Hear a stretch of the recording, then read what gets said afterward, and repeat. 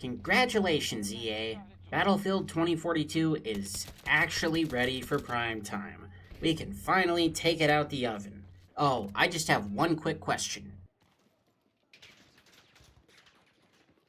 Why the fuck have I been beta testing your game for 3 years? Now, some of you younger gamers might be a little confused, so allow me to explain.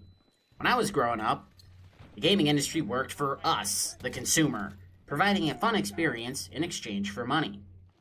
These days, the consumer pays for a half-baked product, beta tests the game for free, and all the while having microtransactions such as skins, characters, guns, and of course battle passes shoved down our throats, and by the time the product is finally done, nobody gives a damn anymore. It's just bad business. It's bad for the consumer for the reasons I just stated, but it's also bad for the developers. With publishers cracking the whip, forcing them to release half-baked products, they don't get to show off their actual vision to the world. And should they be given enough time, say 3 years, to turn their game around, many people are just going to remember it how it was day one. First impressions are in many cases the only impressions.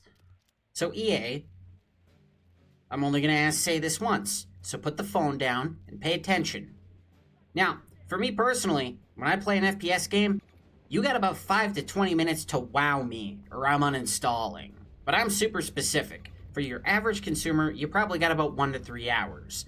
Now, of course, this is just FPS games. If we were talking RPGs or some sort of open world game, I'd say give those more time to sink in, but FPS games are pretty cut and dry.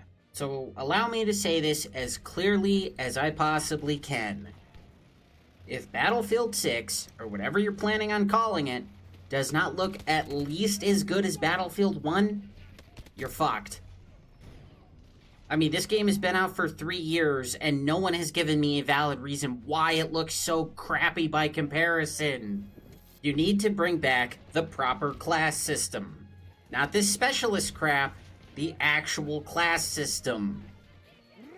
If that has not returned from the older games, you're fucked. If I can drive a tank up the side of a building, you had better convince me that's an intended mechanic, or you're fucked. And all of these things, I think it's a pretty easy list to achieve, need to be in the game at release. Not a week later, not 7 months later, and certainly not 3 whole years later. Otherwise, you're fucked.